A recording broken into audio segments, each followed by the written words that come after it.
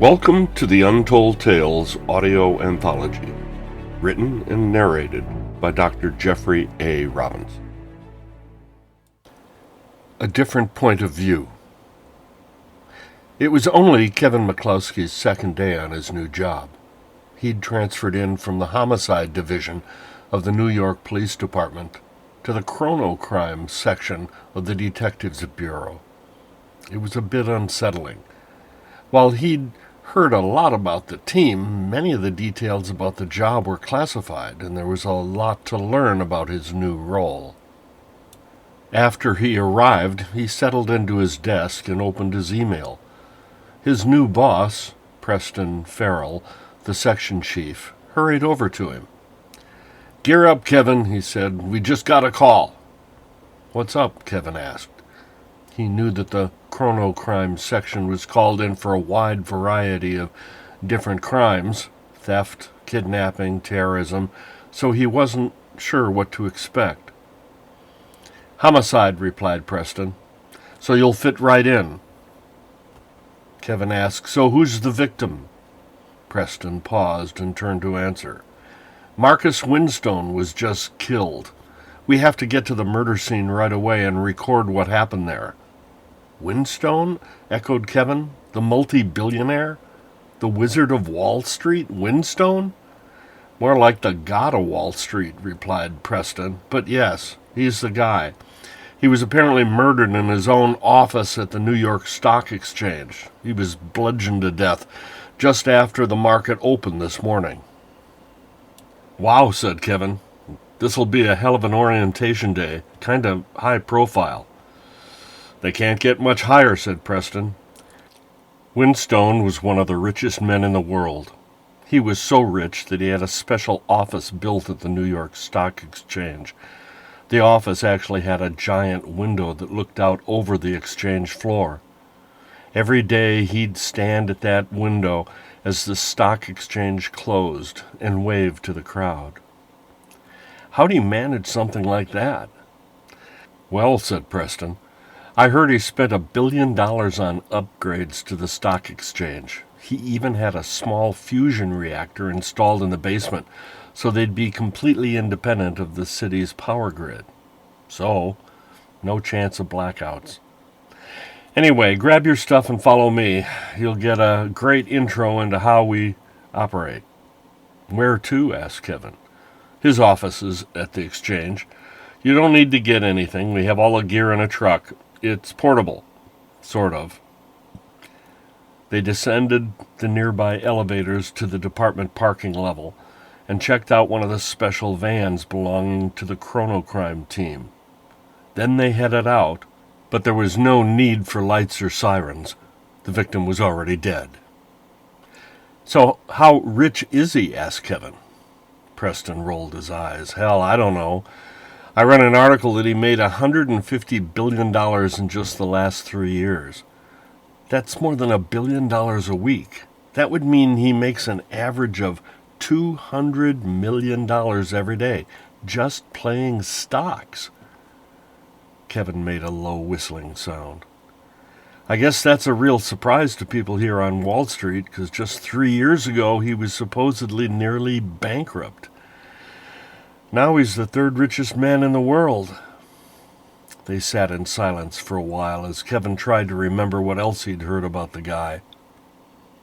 "He was a scientist, wasn't he? He's the guy that invented chronoviewers?" "Yep," replied Preston. "He owned Chronograph, the company that invented them." "That's why the name was so familiar." "Yeah, he was well-to-do even before he founded his scientific startup. And the viewers are like little time machines, right?" asked Kevin.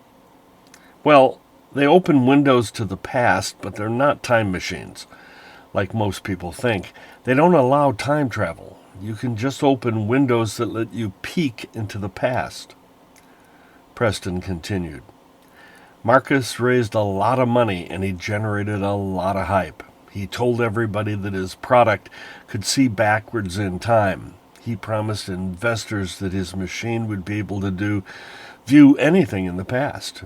Hitler's death, Lincoln's assassination, the crucifixion of Christ, the building of the pyramids, even dinosaurs.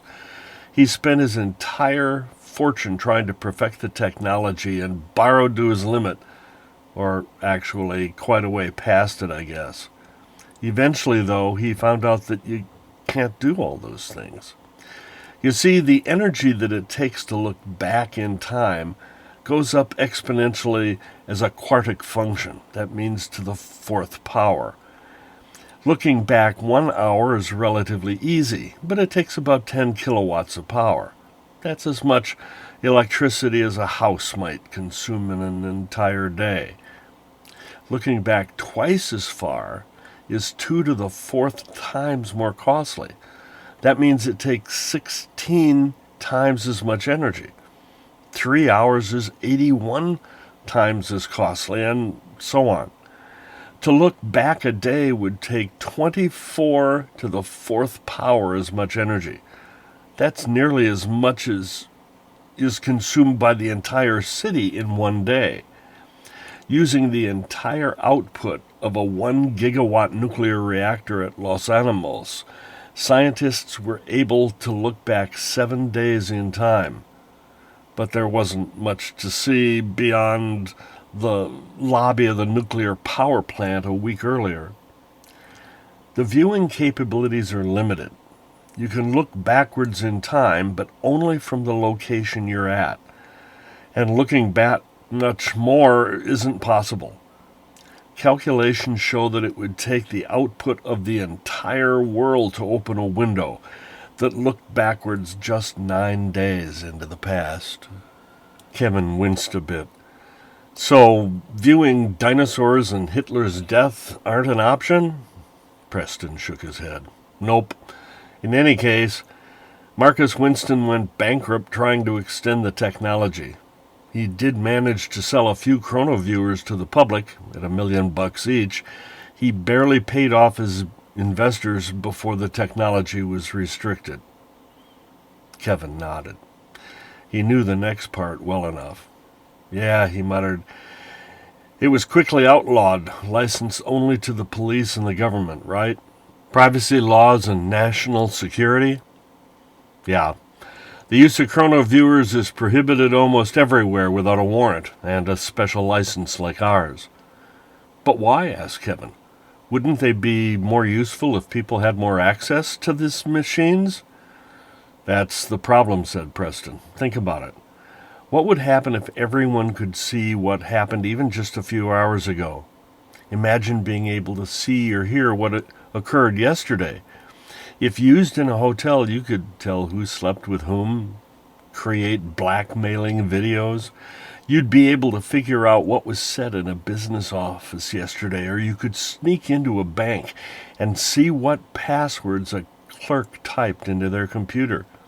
It would blow away most security, and that scares a lot of people. Anyway, that's one reason the technology is so restricted. The van slowed and stopped. Opening up the door to the van, they both looked up at the famous marble steps and stone columns of the New York Stock Exchange. Hopping out, Preston called, "Well, let's get to it." Police had already cordoned off the area. Yellow tape stretched across the entryway, and another section of the nearby street had been secured below a shattered window high overhead. Tattered drapes fluttered softly out the broken window frame. The detectives were greeted at the main door by Robert Gladwell, the director of security at the New York Stock Exchange. He provided more details about the location and time of the incident and explained that closed-circuit TV security tape footage had already been made available for the initial officers who'd arrived on scene. After brief introductions, Gladwell handed Preston some notes about the incident that had already been compiled. Then he escorted Section Chief Preston Farrell and his team to special elevators and led them up to Marcus Winstone's private offices. 2 technicians followed, pushing a large wheeled machine about the size of a barbecue. Preston explained on the way. Most of this is a portable generator for power.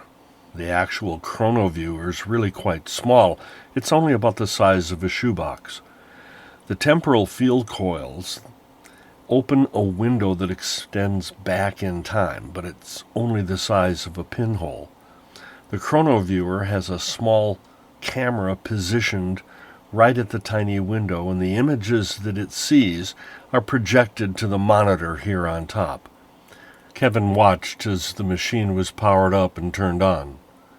Then he said, "I know this is probably a stupid question, but why can't the chronoviewer project a window into the future?" "No," said Preston, "that's a fairly common question. The physicists, who actually know how this thing works, say that it's because the future hasn't occurred yet and you can't open a window there.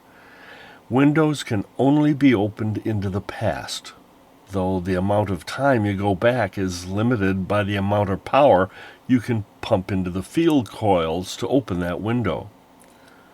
After typing in some parameters on a keyboard, Preston said, "This will be what we call a short view. That's when we look back less than 4 hours into the past. Looking back further takes more power than we have here at this location." Gesturing toward the screen, Preston directed Kevin to watch. The time stamp on the display indicated that the time they were reviewing corresponded to 8:45 that morning. Together, they watched Marcus Winstone arrive. He leisurely turned on his computer and worked for a few minutes at his desk. Then, at exactly 9 a.m., he went over to a set of brightly colored drapes on the far side of his office and opened them. Then he looked out onto the stock exchange floor and waved politely, scanning the crowd outside. After a minute or two, he turned, closed the curtain, and returned to his desk, where he began to type. At about 9:45, Marcus's assistant escorted someone into the office. The man seemed agitated and spoke rapidly. "There's no sound?" asked Kevin. "I sure wish I could hear what they're saying." "No," answered Preston. "Only light can pass through the window. However, we record every session, and if necessary, we can use lip readers to capture anything that's said." As they continued watching, the discussion between the two men grew heated. The man gestured wildly, pointing at the window and the nearby trading floor beyond. Marcus laughed and gestured dismissively, turning his back on his angry visitor. In an obvious fit of rage, the man picked up an ornate gold globe from Winstone's desk. Using the heavy object, he struck Winstone on the back of the head. Marcus fell to the ground, but the assailant continued hitting the old man. Kevin winced as he saw blood splatter from the repeated strikes. In a matter of seconds, security personnel rushed into the room, but they paused when they saw Winstone's bloody body on the floor. The assailant stood motionless, standing over the lifeless form. A look of horror spread across his face as he realized what he had done. Then, as the security guards tried to grab the man, he dropped the murder weapon but raised his arms defensively, backing away. Then, turning suddenly, he threw himself against the nearby street-side window, which shattered as he fell to the street below. The Chronocrime team continued to record the murder scene until the police had arrived. Preston nodded. "Well, the murder seems pretty straightforward. It matches the testimony we got from Marcus's assistant, the forensic findings, and the CCTV security camera footage of the attack." Kevin's eyebrows furrowed. "If we already had a video of the murder from the security cameras, why did we need to watch it again with the chronoviewer?" "Well," said Preston, "with a murder of this magnitude, the chief wanted independent verification that the security cameras hadn't been tampered with. Our recording corroborates what they've already showed. So, asked Kevin, who was the guy who killed Winstone? Reading from the initial report he'd been given when they arrived, Preston said, the murderer was a fellow named Albert Gorbach. It seems that a couple weeks ago, Winstone bought $10 million in stock in Gorbach's company. The price of the stock shot up tenfold after people learned that Winstone had purchased the majority of outstanding shares. A buying frenzy continued for a few days. But then Winstone sold it all, and the stock price dropped through the floor. Marcus Winstone made a clean $90 million on that one trade alone. But that's how he plays the market. Somehow he knew when the stocks would go up and when they'd go down. Anyway, when he sold all the stock, the company's loans were called in and the business folded. Gorbach lost everything and apparently wasn't able to handle it, so he came here to confront Winstone. In any case, it's a simple murder. The DA would have likely filed second-degree murder charges if Gorbach had survived his fall outside. It seems to have been a crime of passion and probably wasn't planned or premeditated. Nodding at the technicians nearby, Preston said, let's head back to the station. We have to follow up checking more details, but our work is done here. As the techs started to pack up the chronoviewer, Kevin asked, wait, I have a question. Isn't it unusual for a broker like Winstone to have cameras watching him like this all day? I mean, wouldn't a lot of what he does be confidential? Well, said Preston, I guess that would normally be true. But Winstone was a special case. After he lost chronograph and its technology, he started day trading. Well, most people are lucky to break even trading like that. He was amazingly successful and started earning tens of millions of dollars every day. People accused him of insider trading, and while he denied it, investigations were started on almost every trade where he made miraculous earnings. For the past 2 years, he's been under continuous investigation by the SEC, the IRS, the New York's DA office, and a host of other state and federal agencies. Everything he does has been monitored. Every phone conversation he had was recorded and analyzed. Every electronic device was tapped. Every character he typed into his computer for his trades was transcribed and studied. No one ever figured out how he did it. Somehow he just seemed to know when to buy and when to sell. People wondered if he was using his tech to cheat the system, but no one could figure out how he did it.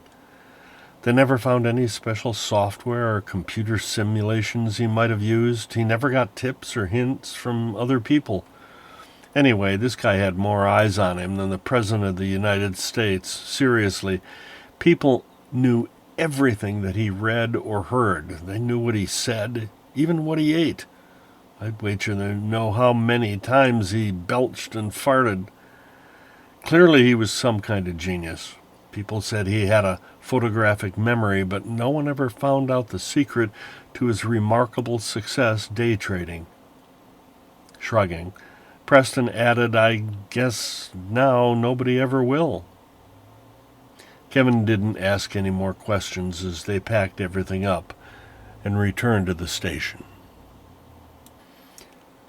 Kevin wrote up the report and returned to work, reviewing incoming requests for the Chrono Crime team.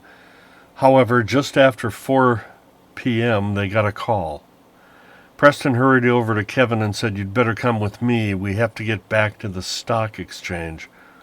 Why? What happened? Asked Kevin. Another murder?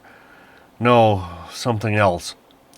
Winstone was just seen at the stock market, standing at his office window, waving at the crowd the way he always did when the exchange closes. News crews were filming a special story on his death and were on the trading floor when it closed. As they panned up to his office, Winstone appeared in the window and waved, just like he always did. The problem is that he died 6 hours before and his body was at the morgue at the time. They want us to get back to the scene ASAP, and they want us to figure out what's going on. Ghosts? Offered Kevin as a joke. Preston, however, didn't laugh. God, I hope not, he said as he hurried out the squad room door. This job is spooky enough as it is. Once they returned to Marcus Winstone's office at the New York Stock Exchange, Kevin and Preston set up the chronoviewer again. The room had been locked, but the crime scene hadn't been cleared by forensics. The body had been removed, but blood still covered the floor, and even the murder weapon remained on the desk. This time, however, the chief detective dismissed the technicians that accompanied them. Kevin started to ask why, but decided that Preston probably wanted to limit the knowledge of what they might want to discover to as few people as possible. It was what he would have done if he'd been in charge. "There's one problem with what we're planning to do," said Preston. "We are beyond the maximum range of the portable chronoviewer. To look back 8 hours, we will need at least 24 megawatts of power. That's more than a single generator can produce." "What do we do then?" asked Kevin. "Normally, for long views, we use an 18-wheeler loaded with a dozen generators that can produce up to 50 megawatts. But that would have required us to run massive cables up through the windows here on the 4th floor down to those trucks. Fortunately, however, we don't need to do that today. I just confirmed with Gladwell that we can tap directly into the fusion reactor power in the basement." Other workers soon arrived to hook up power cables to the chronoviewer. When they were finally ready, they left, and Preston turned on the machine. In moments, they confirmed that no one had been in the office at 4 p.m., when Winstone had been seen waving goodbye. Moreover, the drapes to the window had been closed at that time. "So how did everyone see Winstone?" asked Kevin. "Look back further," instructed Preston. "Let's watch Winstone's routine again." Increasing the power, they looked back to that morning and saw the earlier events repeat themselves. Winstone arrived just before 9 a.m., opened the drapes to the window, and waved to the crowd on the trading floor. Then he went to his desk and started working. Together, they witnessed the argument with Gorbach and Winstone's death. "I can't figure it out," muttered Preston. Kevin turned away from the chronoviewer and went over to the window. Opening the drapes, he was surprised at what he saw. "Hey," he called out, "there's no window here." "What?" replied Preston. "There's gotta be." "No," insisted Kevin. "There's a glass pane, but it's opaque. It shows nothing except a gray wall." "But that's impossible. Everyone saw him waving through the window an hour ago." Kevin kneeled down, studying the bottom portion of the window. "Hey, look at this. These are cables from the building's power supply, right?" "Yeah," said Preston. "We're using them to power the chronoviewer." "Then why did they lead to this window, and why did they go through the other side of the wall?" "What?" Preston came over and examined the cables Kevin had found. Sure enough, the massive power lines disappeared through the wall. After a little searching, he found a small, half-hidden access door nearby. Opening it, they discovered that it led to a narrow balcony on the outside of the window. However, from the outside, it also just looked like an opaque wall of glass. Together, they found the power cables they'd been following and discovered that they disappeared into the thick window frame. After studying the strange wall, Preston gasped, "My God, there are temporal field coils buried in this window frame." "Huh?" stammered Kevin. "Why would that be?" "That means that this window is actually a giant chronoviewer." "But that doesn't make sense. What good would it be to look back in time to Winstone's office?"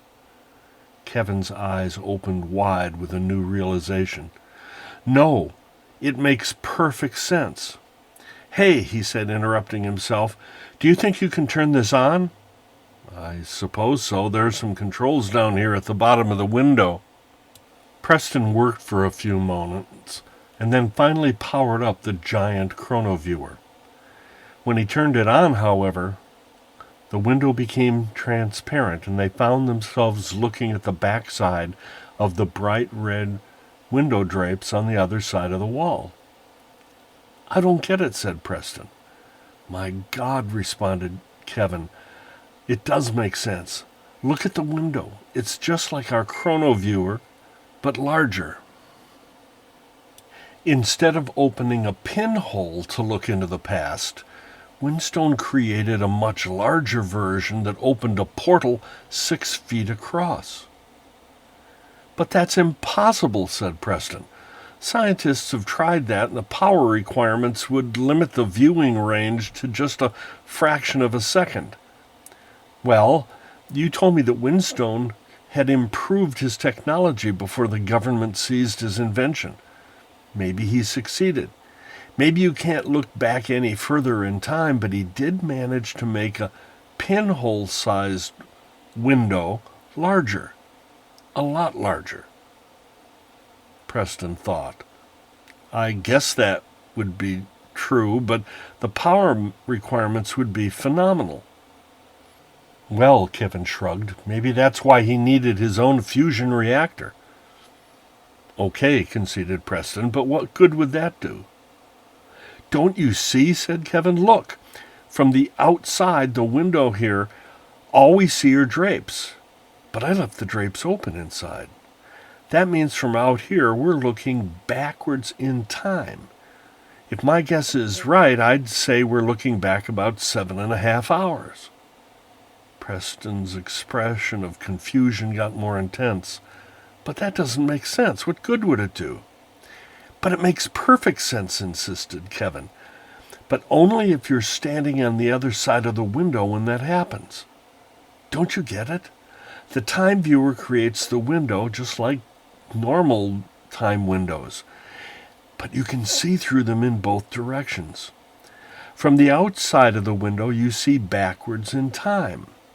If you're standing on the other side of this window when it opened, or at the time in the past when it opened too, you could look through that same window and see forward in time. That means you'd be looking outward and seeing the future." Preston tried to understand what Kevin was suggesting. Kevin could almost hear the wheels turning in Preston's head. "Oh, dear God," said Preston, "you could be right. But if you are, we can confirm it. Quick, come with me." Hurrying back into Winston's office, they replayed the recording they had made earlier. Once again, at exactly 9 a.m., Winstone opened the drapes and looked out onto the stock exchange floor and waved at the traders outside. "Stop the recording right there," said Preston. "Look out the window. See the stock exchange panels on the far wall?" "Yeah." "Well, zoom in and read the time at the top of that board of numbers." They did so, and the clock that could be seen through the window clearly read 4 p.m., not 9 a.m. It was then that Preston realized Winston was always waving at the stock exchange in the afternoon, but their chronoviewer clearly showed him waving at 9 a.m., a half hour before the exchange even opened.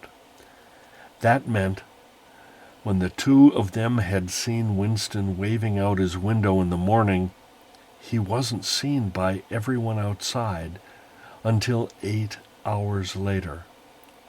That meant at 4 p.m., as the trading ended for the day, Winstone's large chronoviewer opened a window that showed an image of the billionaire from 8 hours earlier.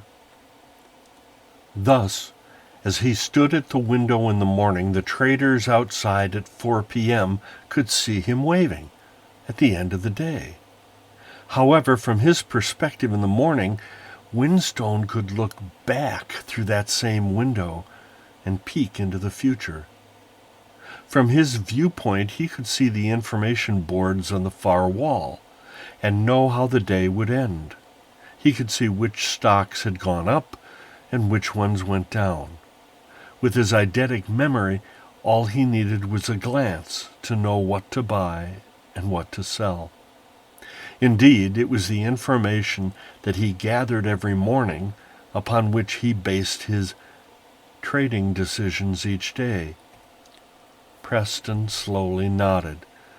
Despite the fairly widespread use of chronoviewers, no one had ever realized that you could see through those tiny windows in both directions. The windows they'd created to see the past could also allow others to look back through to see the future. That explains a lot, said Preston. Just before we left the station, I got a detailed background on Gorbach, along with the transcript of the meeting from lip readers who'd watched the recording. It seems that while Winstone wrecked Gorbach's company with his stock trading, it wasn't the first time he'd done so. What do you mean? Asked Kevin. Well, Gorbach was the original inventor of the chronoviewer and the founder of the company Chronograph. Several years ago, Winstone bought the company, but as I mentioned, he drove it into bankruptcy and eventually lost control of the tech to the government. Then, last week, as a result of his day trading, Winstone destroyed Gorbach's new business, ruining him for a second time. That's why Gorbach was so furious. The transcripts of their arguments indicate that Gorbach said he knew the secret of how Winstone got his insider trading. It was at that point in the recording that Gorbach gestured toward the window. I thought he was referring to the trading floor, but he must have been referencing the window itself. Somehow, Gorbach knew that Winstone was using a large chronoviewer to glimpse the future. It's likely they were the only two who knew about those capabilities of the device. Preston nodded and said, That's good detective work, Kevin. Not too bad for your second day on the job. Well, now we know how Winstone unexpectedly appeared at his window at closing of the exchange today. We also know why Gorbach was so angry and what the secret is that they argued about. This doesn't solve anything, said Preston. It only makes matters worse. What do you mean? Asked Kevin. Well, said Preston, if this capability became known, it would compromise the use of chronoviewers around the world. People could use this trick to get future information they could use to their advantage. They'd know exactly what was going to happen. No one would be able to stop people from using the viewers this way. They're already used by law enforcement agencies around the world, but they're also readily available on the black market, too. Other governments use them as well. If this feature became known, the results would be unimaginable. This trick alone would crash stock markets around the world. Economies would collapse. There'd be no way to control it. The U.S. government would have to completely ban the tech, but it would still be available to be misused by others who knew the secret. So what do we do now? Asked Kevin. Preston thought for a moment and then said, Well, the way I see it, there's only one thing we can do. We'll write up a report saying that the image of Winstone was a holographic projection he sometimes used, That should mislead people enough to keep the truth about their discovery under wraps. Right now, no one knows that time-viewing windows can be made larger than a pinhole. No one suspects that the windows can see both ways. The secret of how to use the future died with these two. I can't imagine what would happen if their secret became known. There are people who would kill to learn about this, and then there would be others who would kill to keep it secret. Anybody who knew about it would be at risk. Kevin paused. And you're worried about us becoming targets, aren't you? Yes, said Preston, but there are other greater potential consequences. Overall, it's probably better if the entire matter died with them. As Kevin nodded solemnly, Preston walked over to Winstone's large desk and picked up the murder weapon. Then he threw the small gold globe at the large window on the other side of the office. The glass shattered, revealing the darkened stock exchange trading floor outside, which had shut down for the day. There, he said, the window's gone. I'll say we accidentally broke the holographic projector while investigating. Then, as both of them stared out the broken window, Preston said, "Some secrets are best left untold." "But won't other scientists eventually discover it?" asked Kevin. "Well, maybe someday. But then again, maybe not. Given enough time, even secrets can die." Then, heading toward the doors to Winston's office, Preston added, "Come on, we have a report to write."